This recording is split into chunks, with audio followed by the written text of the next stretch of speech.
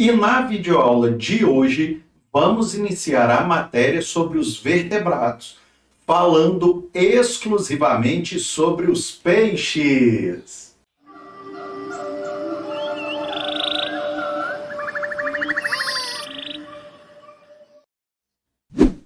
Olá, querido aluno, querida aluna do canal Biologia e Tal. Sejam muito bem-vindos a mais esta videoaula.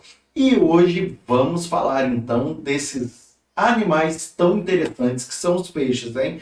Então fica comigo até o final dessa aula que você vai aprender muito, beleza? Então, sem mais enrolação, bora para nossa aula! E é o seguinte, o estudo particular desse grupo de animais é feito por um ramo da zoologia que é denominado ictiologia. Do grego ictios significa peixes e logos estudo. Eles são animais aquáticos de corpo geralmente alongado ou fusiforme, dotados de esqueleto interno, brânquias e nadadeiras. Alguns são agnatos, ou seja, sem mandíbulas, mas a maioria é gnatostomada, ou seja, possuem mandíbulas. Os peixes constituem o maior grupo de vertebrados, mais de 20 mil espécies, e podem ser distribuídos em três classes: os ciclostomados, os condrictes e os osteíctes. Primeiramente, vamos falar dos ciclostomados, beleza? E é o seguinte, os ciclostomados ou ciclóstomos, do grego kyklos, que significa círculo, e estoma, boca, são peixes agnatos, ou seja, sem mandíbulas, cujos representantes mais típicos são as lampreias e as feiticeiras, também chamados de peixes bruxas.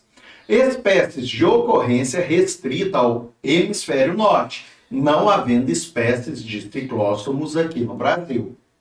Nestas imagens, podemos observar os detalhes das bocas das lampreias e das feiticeiras.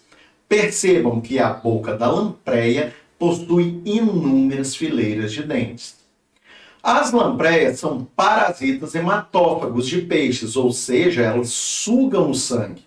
Elas fixam-se às suas vítimas por meio de ventosas e raspam-lhe a pele com os dentes e a língua. E, então, sugam-lhe os tecidos juntamente com o sangue, levando-os à morte. As feiticeiras geralmente são necrófagas, embora também possam atacar peixes, penetrando em seu interior através das brânquias e sugando suas partes moles. Os ciclóstomos são animais aquáticos, podem ser dulcícolas e marinhos, de corpo alongado que podem atingir 1 metro de comprimento e possuem esqueleto apenas cartilaginoso. Neles, a notocorda persiste, no adulto entre as vértebras cartilaginosas que a protegem. O tubo digestório é completo. Há um fígado e o intestino possui uma válvula espiral, que é a prega espiral, destinada a aumentar a superfície de absorção de nutrientes. Nesta imagem, podemos observar o intestino e a válvula espiral. Tranquilo até aqui? Bem, a respiração desses carinhas é branquial e a circulação é fechada. E sua excreção é feita por meio de rins pronéfrons ou rins mesonéfrons. As espécies podem ser monóicas, que são as feiticeiras, ou dioicas, que são as lampreias. A reprodução é sexuada por fecundação externa e o desenvolvimento pode ser direto, como acontece na feiticeira, ou indireto, como acontece nas lampreias, com larvas chamadas amocete, muito semelhante aos anfioxos, beleza? Agora, vamos falar sobre os condrictes e os osteíctes. Os condrictes são os peixes cartilaginosos e os osteíctes são os peixes ósseos. Esses peixes são mandibulados, ou seja, gnatostomados. O esqueleto desses peixes pode ser totalmente cartilaginoso, como nos condrictes, né, os peixes cartilaginosos, ou ósseo, que vai ocorrer nos osteícteos ou peixes ósseos, mas com algumas partes de cartilagem.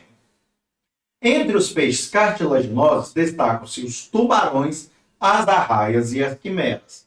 Nessas imagens, podemos observar esses dois incríveis animais, a arraia e o quimera. E agora vou deixar para vocês a dica do professor, que é a seguinte: para você não esquecer nunca quais são os peixes cartilaginosos, quando você tiver que classificá-los, e também os ossos, vou te dar uma dica muito simples. É o seguinte: é só você fazer a associação da primeira letra das palavras condricte e ósseos, tá? Com as respectivas características. Por exemplo, condrictes, a primeira letra é o C. Então, a primeira letra de cartilaginosos também é o C. Aí você faz essa associação. E quanto aos osteícteos, você irá utilizar a mesma estratégia. A letra inicial da palavra osteícte é a letra O. E a letra inicial da palavra ósseo também é o O. Então, desta forma, você nunca mais irá errar quando tiver que fazer essa associação. Beleza? Ah, e só para lembrar uma coisa. Você já marcou sua presença na aula de hoje? Não? Então é muito fácil. É só você descer aí e clicar no botão de like para estar marcando presença aqui nesta aula. Beleza? Então vamos lá. Agora vamos falar sobre os peixes cartilaginosos. Beleza? Olha só. Nesses peixes, inclusive o crânio e as vértebras são cartilaginosos. Entre as vértebras que formam a coluna, é possível encontrar restos da notocorda.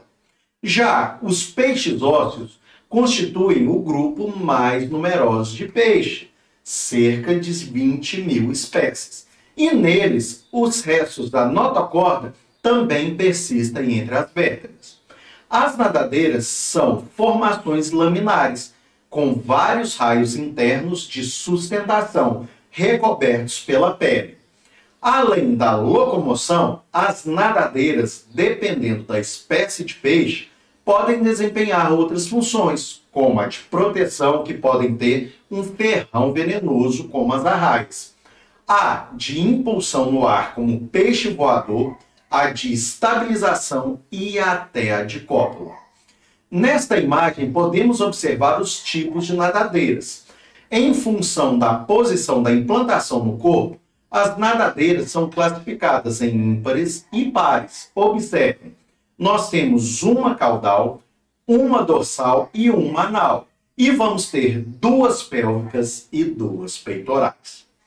Agora, quando nos referimos exclusivamente à nadadeira caudal, podemos classificá-las das seguintes formas, como homocerca, heterocerca e dificerca. Na nadadeira caudal homocerca, temos ramos iguais. Já na nadadeira heterocerca, temos o ramo dorsal mais desenvolvido.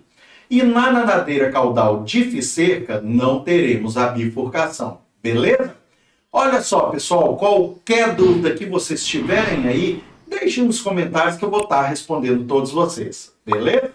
Então vamos lá. Os peixes cartilaginosos ou condrictes, em geral, possuem nadadeira caudal heterocerca. Nos peixes ósseos, a nadadeira caudal, em geral, é homocerca, existindo espécies como os peixes dipnóicos que possuem nadadeira caudal dificerca. Beleza? A pele dos peixes é constituída de duas camadas, a epiderme e a derme, e apresenta glândulas mucosas que lubrificam a superfície do corpo e reduzem o atrito com a água durante a natação. O corpo dos peixes é recoberto por estruturas anexas denominadas escamas. Nos cartilaginosos, as escamas são do tipo placoide, de origem dermoepidérmica, homólogas aos dentes dos demais vertebrados, o que confere à pele desses animais textura de lixa. Nos peixes ósseos, a pele apresenta escamas achatadas dos tipos cicloide e quitenoide, de origem dérmica. Os peixes, como os demais vertebrados, possuem sistema digestório constituído de um tubo digestório completo e as glândulas anexas, que são os fígados e os pâncreas. Não existem glândulas salivares, ok? A boca ocupa posição ventral nos cartilaginosos, enquanto nos ósseos é anterior. A língua é pouco desenvolvida e os dentes são todos morfologicamente semelhantes uns aos outros, variando apenas de tamanho. Isto é, os peixes são animais homodontes, possuem homodontia, ou seja, dentes semelhantes. São também animais polifiodontes, ou seja, formam várias dentições, isto é, caem os dentes, nascem outros. O intestino é curto e apresenta a mesma espessura em toda a sua extensão. Como podemos observar nestas imagens, nos condríctes, o intestino possui uma válvula espiral, enquanto nos osteíctes apresenta secos pilóicos. Estas duas estruturas têm a mesma finalidade, que é a de aumentar a superfície de absorção dos nutrientes. Nos peixes cartilaginosos, o intestino abre-se numa cloaca, enquanto nos ósseos termina no ânus. Os peixes fazem respiração branquial. As brânquias são internas e se comunicam com a superfície através do corpo por meio das fendas braquiais.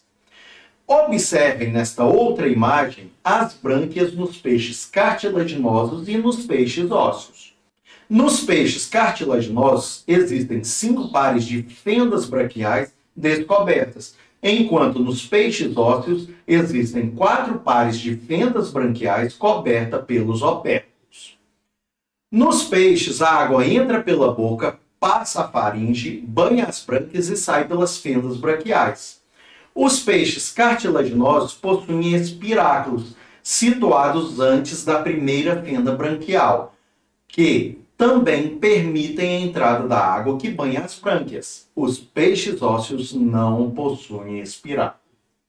Bem, pessoal, então vamos ficando por aqui. Então, se você ainda não se matriculou aqui no canal, é muito simples. É só descer aí e clicar no botão de inscrever-se para não perder nenhuma das continuações das aulas semanais, hein? E já vou deixar um spoiler. Na próxima aula, vamos falar sobre o mecanismo respiratório dos peixes, beleza? Obrigado a você que assistiu esse vídeo até o fim. Um grande abraço a todos, fiquem com Deus e até a nossa próxima videoaula. Tchau, tchau!